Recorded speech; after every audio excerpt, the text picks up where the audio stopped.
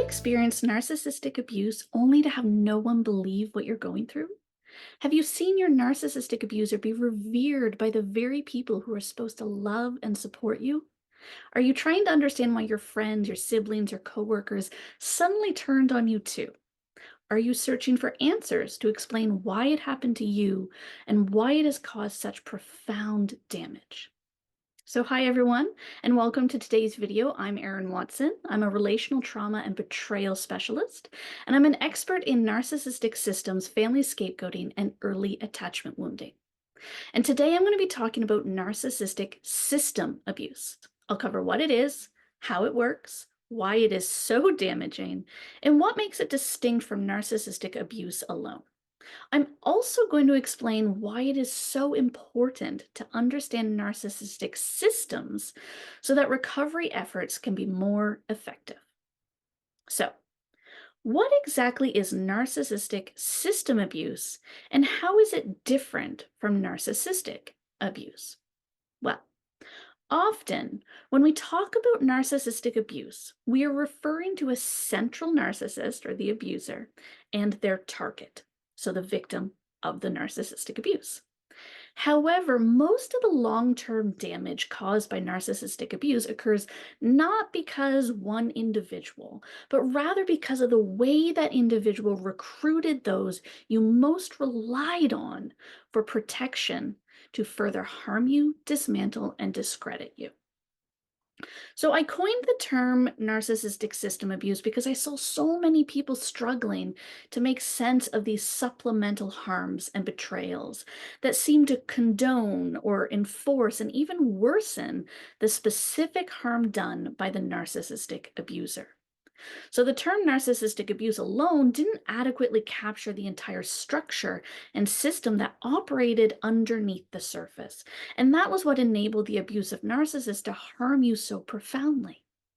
And because there was no name for this sort of slow boil of covert abuse, many survivors were questioning the validity of their experience, wondering, had I made it up? Did I misunderstand it? What is happening? Or maybe they were being too sensitive. Now, I also saw that survivors were being gaslit and re-traumatized by friends or extended family, colleagues, even professionals who didn't appreciate just how much harm was being done beneath the surface of social awareness. And it's via this network of subtle betrayals, hypocrisies, injustices, and manipulations.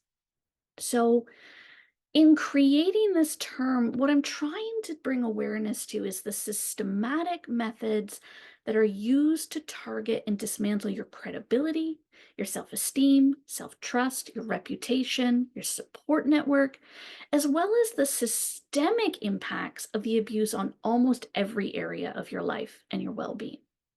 So I'm hoping to bring sort of to the surface the insidiousness of this silent epidemic of relational toxicity. Now, before we begin, let's be clear and careful about something. Narcissistic personality disorder is a clinical diagnosis. So that's reserved for clinical psychologists and psychiatrists who use very specific, empirically tested metrics. So we really need to be careful with our labels, especially when we are examining something that has a lot of nuance, like system abuse, where trauma and intergenerational toxicity and emotional immaturity are often the main culprits. So when I talk about narcissism, I am referring to it as a concept. I am exploring the strategies that some individuals with narcissistic traits or personality styles use against others. And those traits or styles don't always add up to a clinical diagnosis. So maybe think of it this way: narcissistic strategies versus a narcissistic person. Now, I prefer to look at this type of harm from the systemic perspective because it's never about one individual anyway, but rather the collaborative pile-on of multiple toxicities all sort of interacting with each other. And typically, but not always, they're against one main target. So for ease of the script of this video, which I'm reading a script, when I say the narcissist, I'm referring to the central figure using narcissistic strategies. Now, narcissistic strategies can be at the root of many toxic behaviors. Toxicity, whether narcissistic or not, is systemic, and it uses the same principles as narcissistic system abuse. So this means that even if the person you are dealing with is not a narcissist in the personality disorder way, it does not mean that everything that happened to you wasn't severely damaging. It was. You didn't get it wrong. You're not crazy. The harm you suffered doesn't need a label to be real. It is real. It is valid. Okay, so with that disclaimer in mind, let's talk about how the narcissistic strategies used by one individual can create a whole system of harm around them. Okay. Put broadly, narcissistic system abuse is what makes someone with abusive narcissistic traits able to harm you and discredit you so profoundly. So imagine if someone harms you, but everybody around couldn't see the toxicity. You're like, yeah, I see that. Friends, coworkers, siblings, or bystanders can say, yes, I saw that too. That was wrong. They are harming you. So they shouldn't treat you that way. Suddenly, that person is accountable, and now they're liable to make change. And while what happens in private still ends up being this your word against theirs, the healthy people surrounding you can vouch for your character and thus believe your story and your truth. And as such, the toxic individual ends up kind of without a leg to stand on. So, in this sense, a person using narcissistic strategies actually has very little power over you, over any one individual. If the system around them is healthy, then their behavior stands out as toxic. So, having a system and a network of people buy into the toxicity is necessary for them to maintain control of you and the narrative. Okay, so it is the structure of the narcissistic system that makes narcissistic abuse possible. Without the system, the efforts of the individual using narcissistic strategies collapse. Without the system, or what I call the narc machine, in full operation, the toxic individual themselves has little power over you and next to no plausible deniability to get away with the abuse. The way the toxic individual creates a system and recruits allies and brainwashes bystanders in that system, the more they are able to harm you. And the more they are able to do so with little to no accountability. And as such, the more damage you end up suffering, which leads to these longer term and more pervasive impacts. Okay, let's take some time to explore exactly how the system is constructed and how that enables it to harm you so profoundly. First, actually, we have to have a very quick theory lesson. Yay, theory! What are systems exactly? What am I talking about here? Okay, systems are networks of individuals, each with a specific common connection or a common relationship with each other. So they might be work systems, family systems, friendship systems, or romantic systems, for example. What makes these systems is that they all have specific unspoken rules that govern their operation. And each individual in these systems has a specific unspoken role to play. Those kind of like gears in a machine, like they all need to be rotating in a specific way, at a specific pace, in a specific location to connect and keep the machine going the way it's used to operating. Most of the time, we don't even notice these rules and roles. But if those rules get broken or the roles get adjusted slightly, the whole system kind of goes off kilter. So I'm going to use a very basic example of a classroom system. So the teacher teaches, students listen and learn. Roles, rituals, rules. Specific rules, you listen. Specific roles, I teach. But what if the teacher is ill and cannot attend? Okay, who teaches? Who is in charge? Say a substitute teacher is called in. Tell me, do students behave as they normally would? No, not a chance. We've all been there.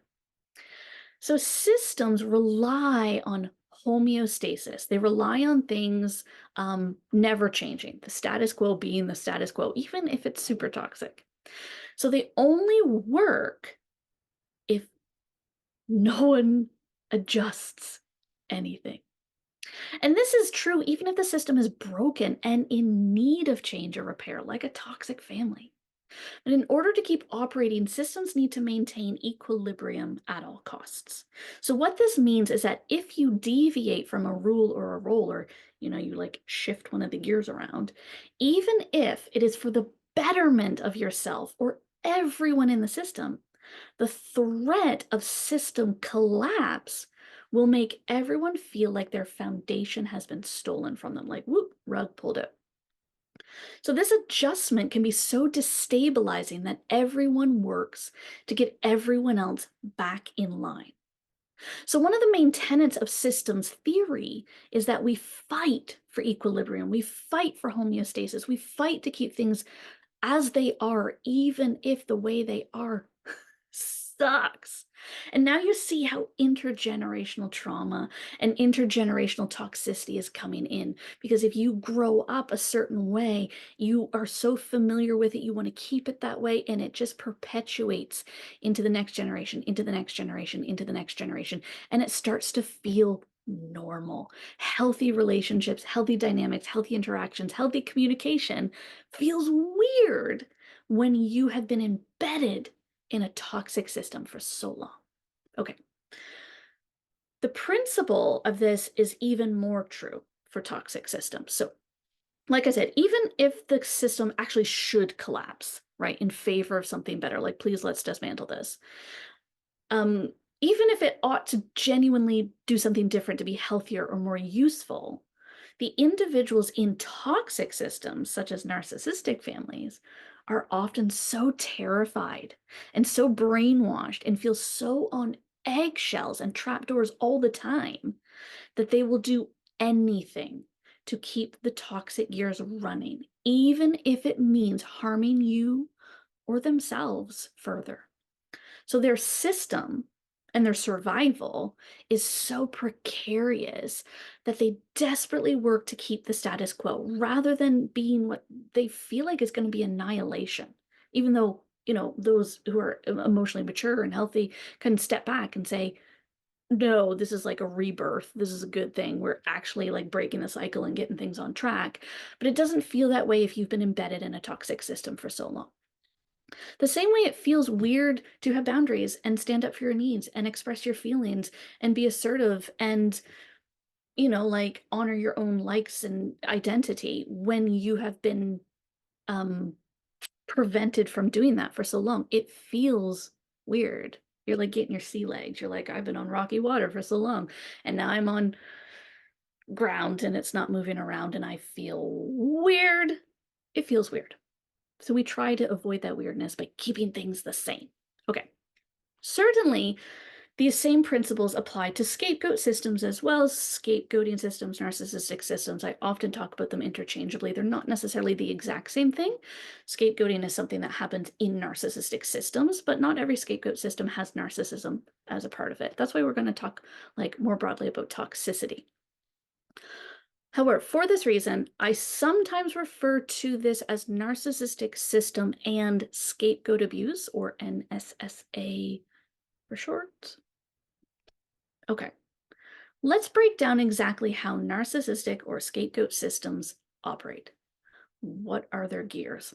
Why do those gears exist as they do? And what happens if someone like you, a cycle breaker, shifts things by doing something radical, like, I don't know, trying to heal and recover? Whoa. All right, as mentioned, there are two key elements to narcissistic system and scapegoat abuse. One, that it is systematic, and two, that it is systemic. So let's start with element one. Narcissistic system abuse is systematic, which is to say, A, there is an entire system of people abusing and betraying you, not just one person. B, the abuse itself is systematized, meaning it follows a clear set of deliberate, though not always conscious, practices to break you down and force your compliance in that system. People pleasing, fawning, survival. That's compliance in the system. And do not judge yourself for your survival in a system like this. Okay, let's start with A. It involves an entire system of people, not just the central individual using the narcissistic strategies. How it works is the central individual recruits everyone else in your system, be it friends or siblings or coworkers, and uses them to support and perpetuate their abuse against you, the target. Why do they do this? Why isn't there psychological and emotional abuse against me enough? Right? Why bring others in? It is because in order to have that power or influence over you, the central individual needs to have an army of supporters behind them to prop up the lies, to prop up the narrative, to justify it, to give it credibility when there isn't evidence for it, to prop up their ego and their efforts. So in the absence of actual evidence against you, for example, that you are a problem or that you are toxic, which you're not, they need to instead have a louder and stronger narrative against you. Narratives can be very compelling. If you get people to believe them, you don't always need the facts. Common belief system is enough for many people. Because without it, otherwise, people would see that they are being cruel to someone who's wholly undeserving of it. People may even potentially step in and hold that central individual accountable. They might even rescue you. Because if they're healthy and they don't see this narrative, if it's not propped up, if they're not all on groupthink, they're going to go, "What is happening there? That's not cool." And that's exactly what the narcissistic individual is trying to avoid, protect themselves against. Okay, so therefore they need to do two things. One, they need to make you appear deserving of the abuse, and they need to make it not seem like abuse or make them appear not abusive. So in other words, they need to create a belief system that you are causing harm to everyone in the system, and that the system will be happier and healthier when you are subdued and silenced.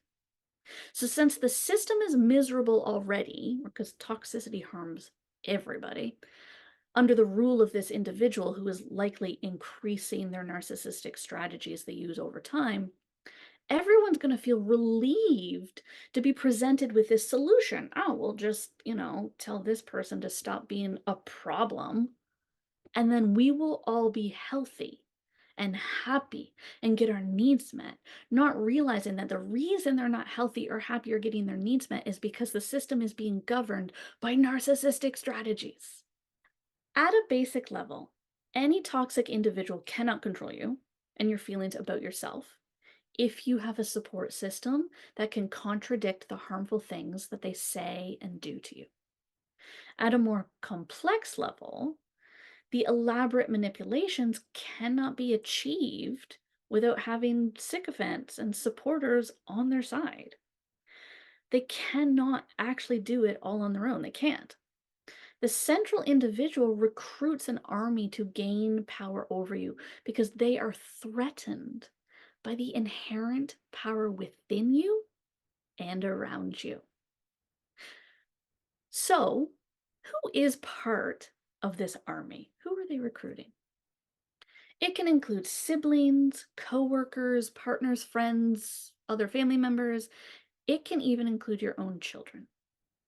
All these important people in your life are recruited as allies, And they're all varied in how involved in the narratives they become. So some remain bystanders who don't really want to get in the middle, and right, so they kind of leave you to fend for yourself.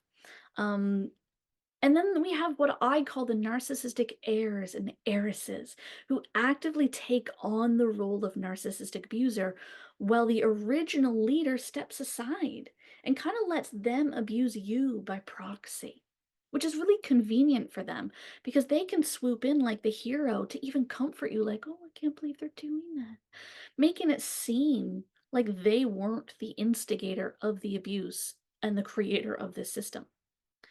Now, the result is that you are not just a victim of this narc abuse, you are a victim of a complete propagandic overhaul of everything and everyone you knew and trusted and relied on for safety, sanity, love, belonging, identity, and well being. And this is why this is exceptionally damaging and painful. So, the reason why NSSA, narcissistic system and scapegoating abuse, is so devastating is because the very people tasked with supporting you, with keeping you safe and caring about you and doing things like loving you and believing you, are the exact people that are causing you the harm.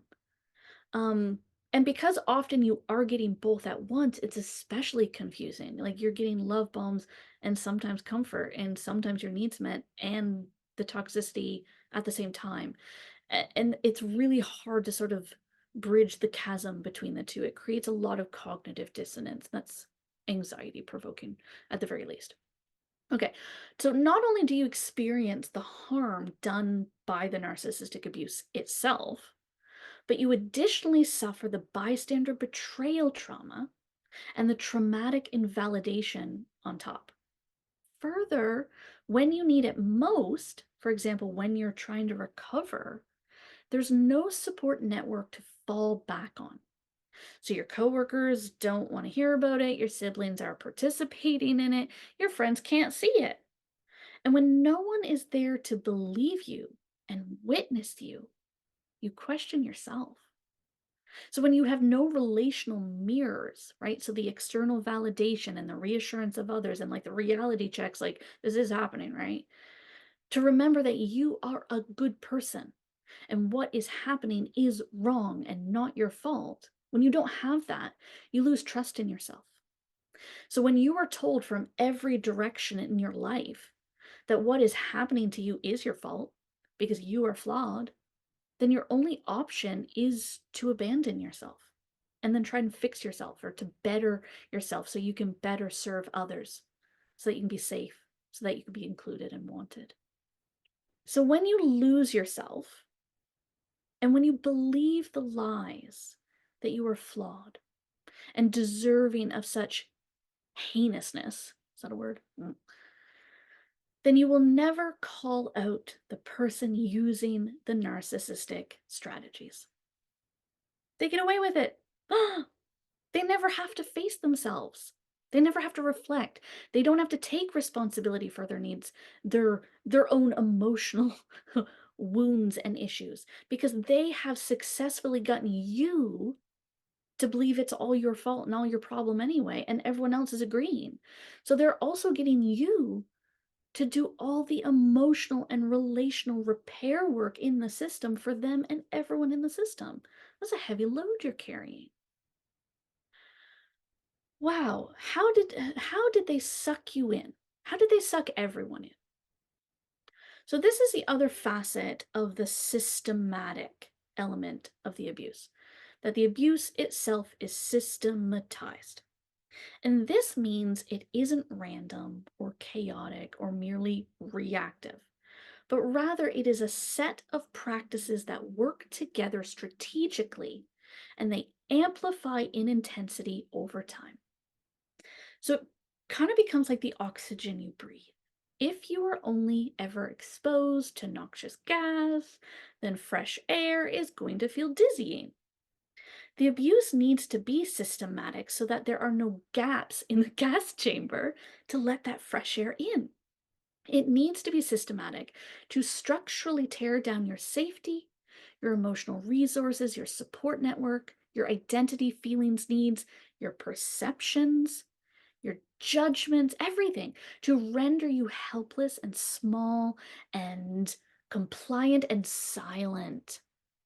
So, in essence, it is a system of practices designed to dismantle everyone in the system from the inside out. So, it's an oppressive regime and it cannot be imposed on you suddenly and all at once. You'd notice that. It needs to start as a slow simmer, and it needs to boil before you notice the heat has even been turned up. And this is what makes you look back in time and go like, did I make that out to be worse than it was? Did I make that up? Because it was a slow boil. You didn't notice the heat was being turned up. So instead, you're calling yourself crazy. You're gaslighting yourself. Okay, the practices themselves are the same tactics and the same methods that we see in narcissistic abuse. So things like gaslighting, manipulations, guilt trips, love bombing, blame shifting, darvos, so forth.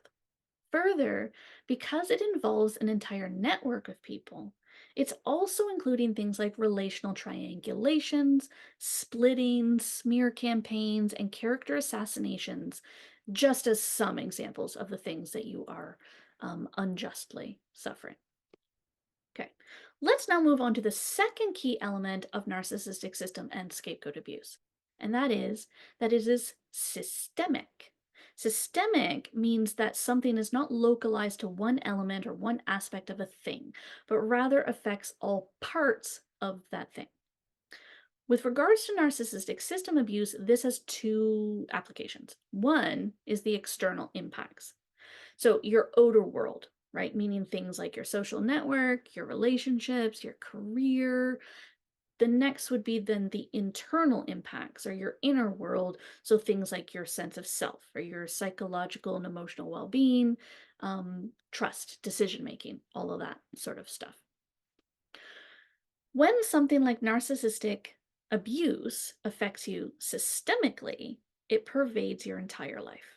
So it's not just your life inside the narc machine. It's not just with this system. It affects your reputation. It affects your support networks. It affects your career progress.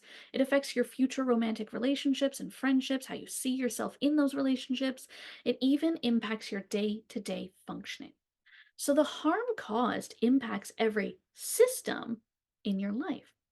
Your self-regulation system, your physiological and emotional systems, your mental systems, your energy systems, your trust systems, your self-love and self-talk systems, your relational systems, yes, your family systems, your parenting systems, your career and advancement systems, and all these like motivational systems, all of the things that help us become operational in our lives are impacted by this slow boil and increasing abuse over the lifetime. But it also impacts the systems of every other member of the narcissistic troupe as well. So the harm and the trauma actually ripples outwards so that no member of the system is truly healthy, truly happy, truly stable or whole, even if they're coming across that way, even if they're participating in the abuse against you, like the narcissistic heirs and heiresses or the bystanders by proxy. Everyone in these systems, because they've been recruited into this system, has been damaged by it.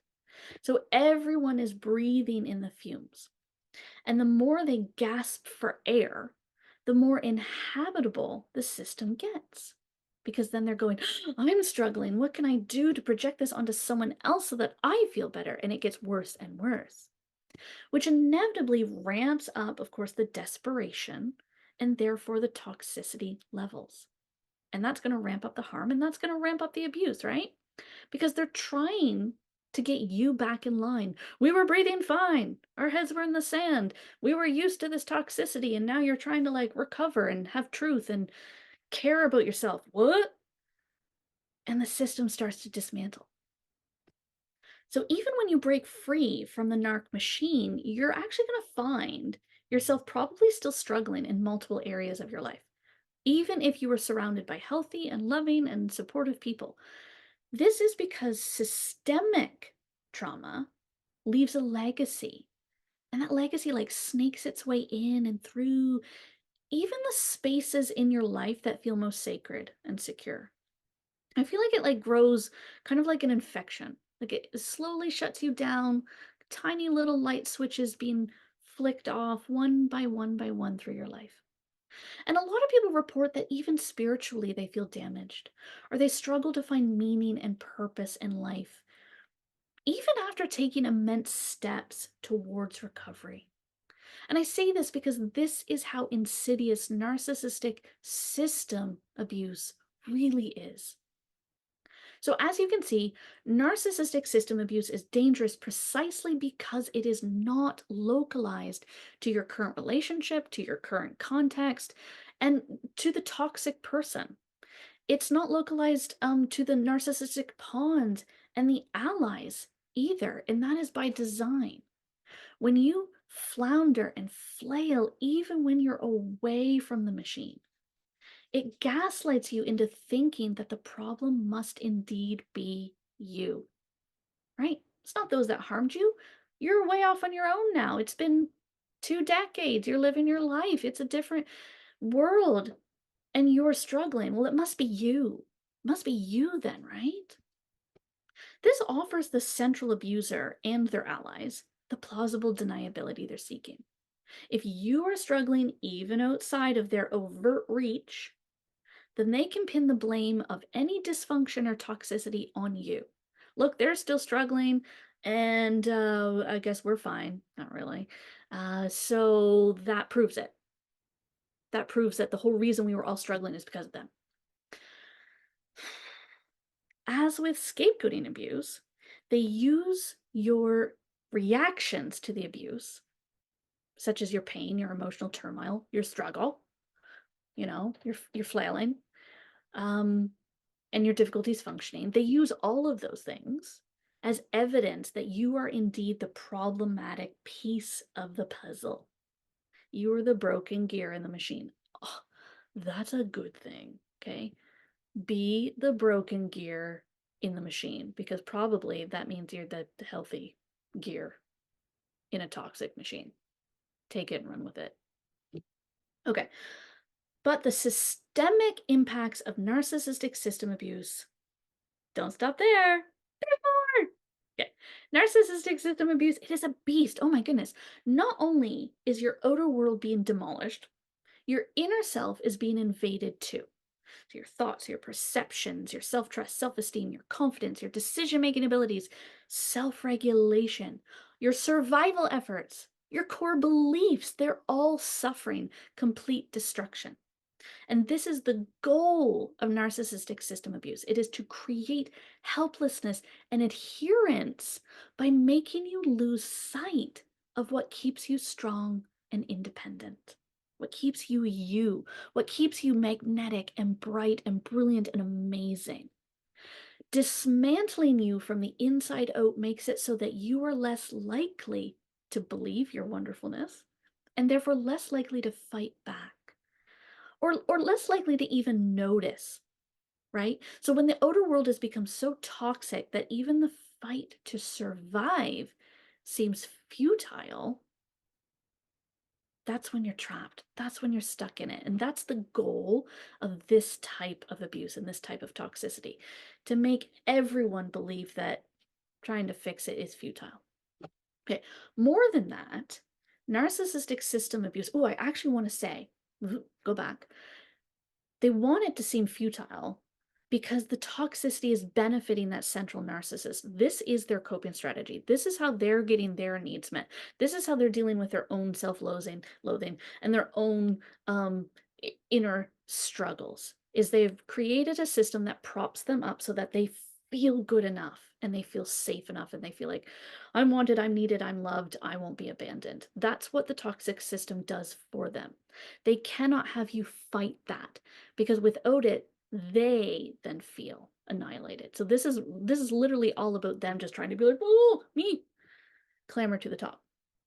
Okay, where was I? More than that, narcissistic system abuse is designed to make you work harder to maintain the toxicity, because it benefits and serves the needs of this central abuser. Okay, how? Here's how. when you lose your anchors of self. So, meaning your self trust, your choice, identity, your personal equilibrium, your agency, autonomy, the active participation in your life. When you lose those, you lose sight of the fact that what is happening to you externally is not your fault. You lose sight of the fact that it is wrong because you no longer have those anchors of, like, I trust myself and I believe in myself, and therefore I can make a clear assessment of what is happening to me. So it becomes normalized. The toxic fumes become oxygen. And in worst case scenarios, the harmful system even becomes something to be fought for and protected, not just by the central abuser, but by everyone in the system. Everyone is now relying on this system to survive, no matter how broken it is. And because you are told safety and love and belonging only exist for you in that system, you're going to be more incentivized to protect it. Because you're probably being told things like, well, no one else could love you. Like, we're the people that love and care about you the most. You're like, whoa, God, if this is love and care the most, I don't want to see what's outside of it. This is the best I can get. Ooh, stick here. Right? So you have this incentive to preserve it. When love, attention, affection, safety, and belonging are sort of like dangled in front of you, like carrots on a string, here, come get it. And then you're told to fight everyone else in the system to get that one crumb. You're going to fight. When you believe that there is something fundamentally wrong with you, that you may never be able to earn those crumbs, you fight even harder. And this is how the toxic person ensures that they continue to be revered and adored and in control. And that is the only way they feel safe from abandonment themselves. Okay, I'm going to do just one more little element of this, and I want to address the final goal of this introductory video on narcissistic system abuse. And this is why it is so important to recognize and understand what narcissistic system abuse is and how it works. So kind of like went through what it is, why it's hard. Obviously you're struggling, be gentle with yourself. But why do we even need to talk about it this way? Why did we need to add the system part into it? Like, was narcissistic abuse not enough? So it's pretty simple, actually. It's critical that we do this because when we don't acknowledge the system, we end up missing and misunderstanding, or even worse, actively invalidating the trauma that is experienced by survivors. So for a start, we actually will miss key signs and symptoms of narcissistic abuse. The impacts are so far-reaching that they can come across as disjointed or unrelated struggles when we don't house them within the perspective of the system. Physical pain, emotional disquiet, poor confidence, not sure why, struggling to make decisions, or people pleasing all the time, chronic fatigue. What does it all mean? When you look at it in isolation, you can miss this is when people say the forest for the trees. Am I going to get that wrong? I might get that wrong. Okay. This not only leads to poor treatment protocols and poor outcomes as a result, but it's also reinforcing the narrative that there is something wrong with the victim. Because it's just like, well, they just can't make decisions and they people please all the time. They have poor confidence and I don't know why, it's them. And when professionals, especially, and support people can't find an obvious source, and narcissistic system abuse is so covert, it is not obvious. When you can't find an obvious source for the toxic sludge, then they end up very accidentally and likely unconsciously. So I'm definitely not throwing anyone under the bus. It's not intentional here. But they'll place the survivor under the microscope instead. Like, Why is this person finding themselves in so many toxic relationships? What did they do to experience so much harm and trauma and scapegoating in so many varied areas of their life? And they mean well because they want to help. But essentially, we end up thinking, what is wrong with this person? Instead of what awful thing harmed them so profoundly? What's the thing that connects this all? Now, additionally, a focus on narcissistic abuse without a thorough understanding of the way the system is leveraged to amplify and then hide the abuse inadvertently lets the central abuser off the hook too. So, a significant proportion of the harm done is actually done at the hands of the bystanders and the pawns. It's your support network, it's the betrayals that harm you. And this can lead outsiders to further gaslight victims by saying things like, well, that wasn't my experience with them, or, but they seem really nice though. And that can further make the survivor question why they feel so hurt. So if mom or dad or the boss isn't so bad and everybody likes them, why am I feeling so broken? When a narcissistic system is employed, it actually allows the central abuser to relax a bit. So they can risk being more warm and loving and nice under these like heavily manipulated circumstances because they know the machine is going to continue to do the work of churning out control and consequences for them. So looking at each individual in the system in isolation ends up raising more doubt, like who is the most harmful one? Who is actually being harmed and who is harming? Who is the real victim here? Everyone can point fingers and we end up missing the bigger picture. And the monster ends up growing while we're fighting in the shadows. Okay, in summary, narcissistic system abuse is how narcissistic abuse gains traction. While narcissistic abuse is deeply scarring, painful, confusing, and destabilizing, it needs an entire system in order to operate at full capacity and with any sort of plausible deniability.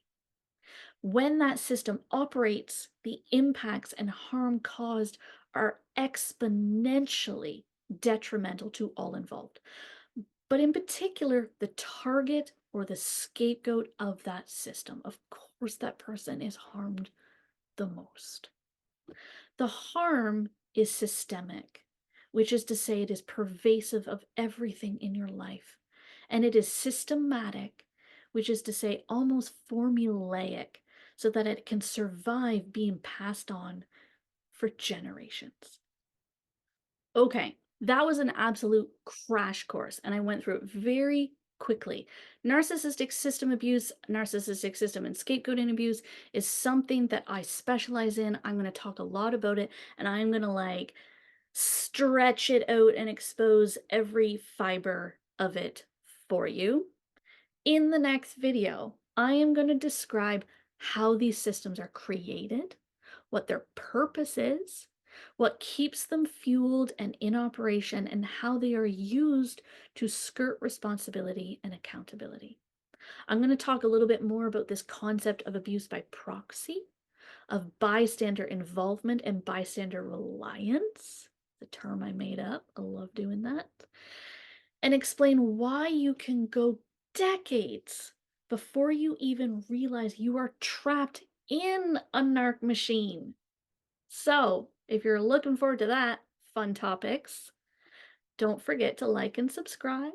Thank you so much for watching. Go take some care of yourself right now. Do something very joyful and restorative after you just did this like challenging work of confronting something very painful in your life. Thank you so much for watching and supporting me.